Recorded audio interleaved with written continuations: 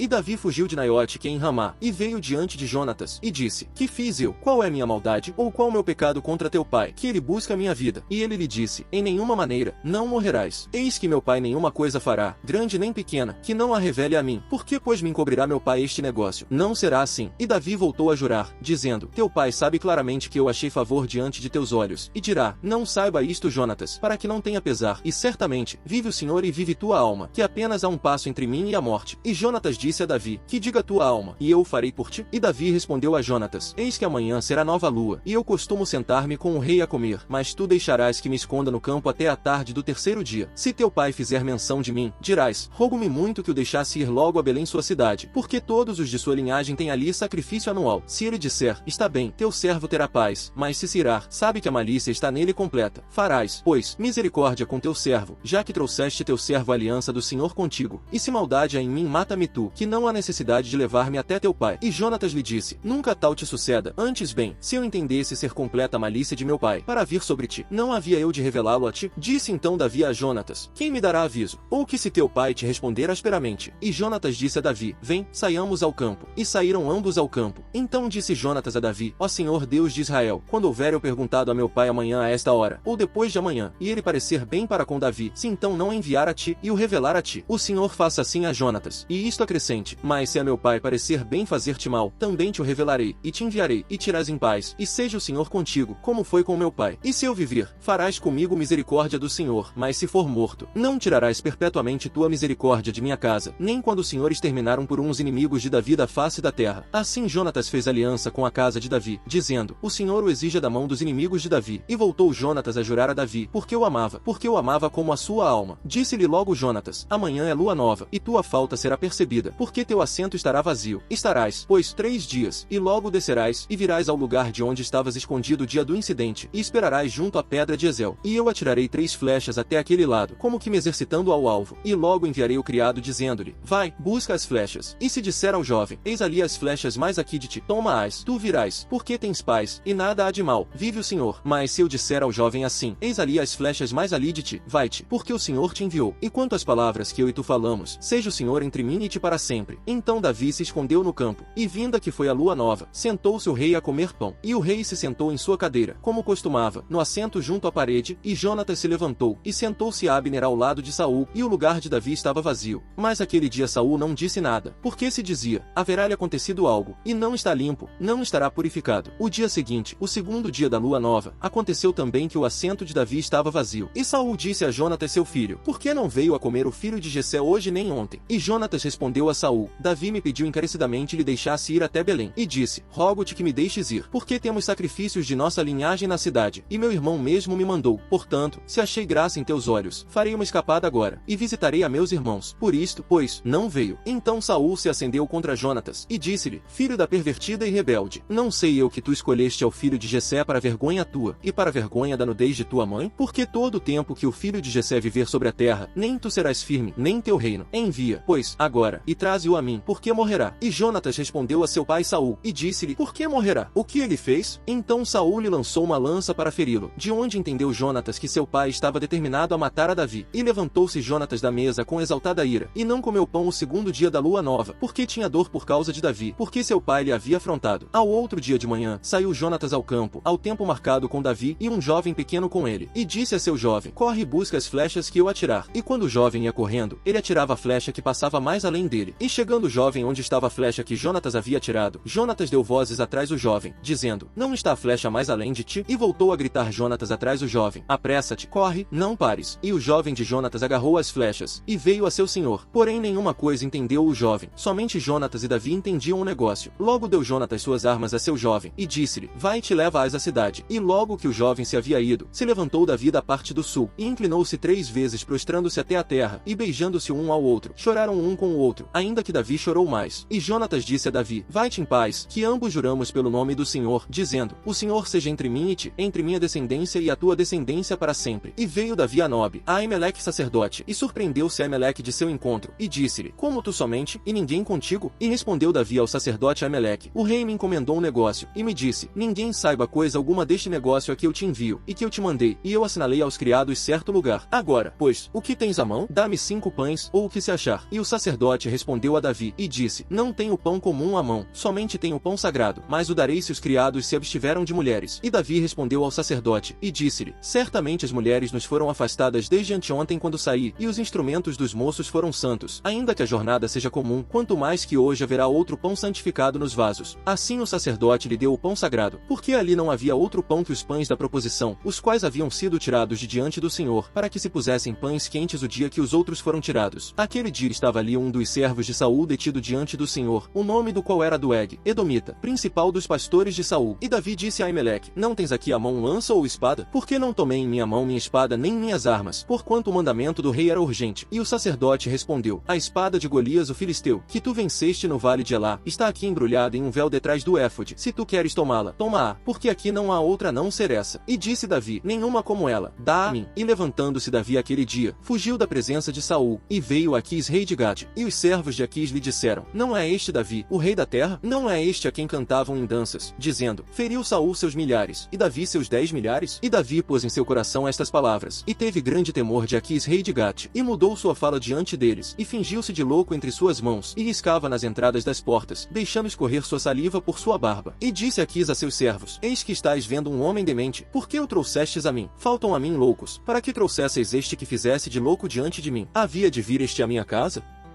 E indo Jesus passando, viu a um homem cego desde o nascimento, e seus discípulos lhe perguntaram, dizendo, Rabi, quem pecou, este ou seus pais, para que nascesse cego? Respondeu Jesus, nem este pecou, nem seus pais, mas sim para que as obras de Deus nele se manifestem. A mim me convém trabalhar as obras daquele que me enviou, enquanto é dia, a noite vem, quando ninguém pode trabalhar. Enquanto estiver no mundo, eu sou a luz do mundo. Dito isto, cuspiu em terra, e fez lama do cuspe, e untou com aquela lama os olhos do cego, e disse-lhe, vai, lava-te no tanque de Siloé, que se traduz enviado. Foi, pois, e lavou-se, e voltou vendo. Então os vizinhos, e os que de antes o viram que era cego, diziam, não é este aquele que estava sentado, e mendigava? Outros diziam, é este. E outros, parece-se com ele. Ele dizia, sou eu. Então lhe diziam, como teus olhos se abriram? Respondeu ele, e disse, aquele homem chamado Jesus fez lama, untou meus olhos, e me disse, vai ao tanque de Siloé, e lava-te. E fui, e me lavei, e vi. Disseram-lhe, pois, onde ele está? Disse ele, não sei. Levaram aos fariseus o ex-cego. E era sábado, quando Jesus fez a lama, e abriu os olhos dele. Então voltaram também os fariseus a perguntar-lhe como vira. E ele lhes disse, pôs lama sobre os meus olhos, e me lavei, e vejo. Então que alguns dos fariseus diziam, este homem não é de Deus, pois não guarda o sábado. Outros diziam, como pode um homem pecador fazer tais sinais? E havia divisão entre eles. Voltaram a dizer ao cego, tu que dizes dele, que abriu teus olhos? E ele disse, que é profeta. Portanto os judeus não criam nele, de que houvesse sido cego, e passasse a ver, até que chamaram aos pais do que passou a ver, e perguntaram-lhes, dizendo, é este vosso filho, aquele que dizeis que nasceu cego? Como, pois, agora vê? Responderam-lhe seus pais, e disseram, sabemos que este é nosso filho, e que nasceu cego, mas como agora ele vê, não sabemos, ou, quem lhe abriu os olhos, não sabemos, ele tem idade suficiente, perguntai a ele, ele falará por si mesmo. Isto disseram seus pais, pois temiam aos judeus, porque já os judeus tinham combinado, que se alguém confessasse que ele era o Cristo, seria expulso da sinagoga. Por isso disseram seus pais, ele tem idade suficiente, perguntai a ele. Chamaram, pois, segunda vez ao homem que era cego, e disseram-lhe, dá glória a Deus, nós sabemos que esse homem é pecador. Respondeu, pois, ele, e disse, se é pecador, não o sei, uma coisa sei, que havendo eu sido cego, agora vejo. E voltaram a lhe dizer, o que ele te fez? Como ele abriu os teus olhos? Ele lhes respondeu, eu já vos disse, e ainda não ouvistes, para que quereis voltar a ouvir? Por acaso vós também quereis ser discípulos dele? Então lhe insultaram, e disseram, tu sejas discípulo dele, mas nós somos discípulos de Moisés. Bem sabemos nós que Deus falou a Moisés, mas este nem de onde é, não sabemos. Aquele homem respondeu, e disse-lhes, porque nisto está a maravilha, que vós não sabeis de onde ele é, e a mim abriu meus olhos. E bem sabemos que Deus não ouve aos pecadores, mas se alguém é temente a Deus, e faz sua vontade, a este ouve. Desde o princípio dos tempos nunca se ouviu de que alguém que tenha aberto os olhos de um que tenha nascido cego, se este não fosse vindo de Deus, nada poderia fazer. Eles responderam, e lhe disseram, tu és todo nascido em pecados, e nos ensina? E o lançaram fora. Ouviu Jesus que o haviam lançado fora, e achando, disse-lhe, crês tu no Filho de Deus? Respondeu ele, e disse, quem é, Senhor, para que nele creia? E disse-lhe Jesus, tu já o tens visto, e este é o que fala contigo. E ele disse, creio, Senhor, e adorou. E disse Jesus, eu vim a este mundo para juízo, para os que não veem, vejam, e os que veem, seguem. E ouviram isto alguns dos fariseus, que estavam com ele, e lhe disseram, também nós somos cegos? Disse-lhe Jesus, se fossem cegos, não teriam pecado, mas agora dizeis, vemos, portanto vosso pecado permanece.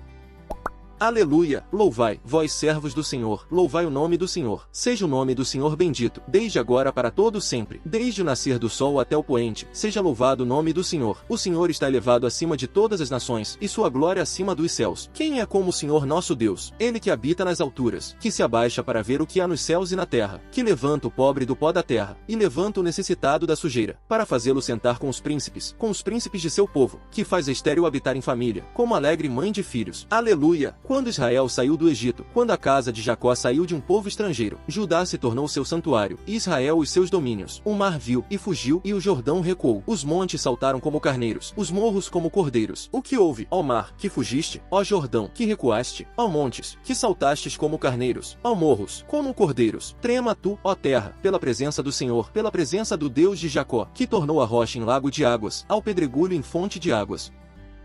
Todos os dias do oprimido são maus, mas o coração alegre é como um banquete contínuo. Melhor é o pouco tendo temor ao Senhor, do que um grande tesouro tendo em si inquietação. Melhor é a comida de hortaliças tendo amor, do que a de boi cevado tendo em si ódio.